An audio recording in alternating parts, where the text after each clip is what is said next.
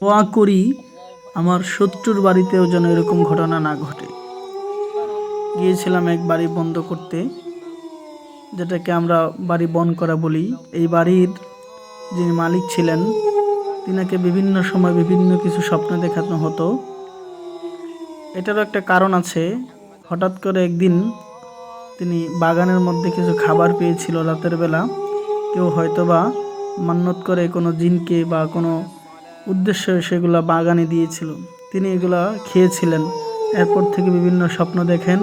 এক পর্যায়ে তিনি তার বাড়ির পাশে যে টয়লেট ছিল ওই টয়লেটের টাঙ্কির মধ্যে পড়ে মারা যায়, এবং তিনি মারা যাওয়ার পর থেকে প্রতিদিন রাতের বেলা ওই ঘরের জানালার পাশে এসে দাঁড়িয়ে কে যেন শুধু টোকা মারে। এরকম চলছিল কয়েক বছর। অতঃপর তারা আমার শরণাপন্ন হয়। পরীক্ষা করে দেখলাম জিনের সমস্যা।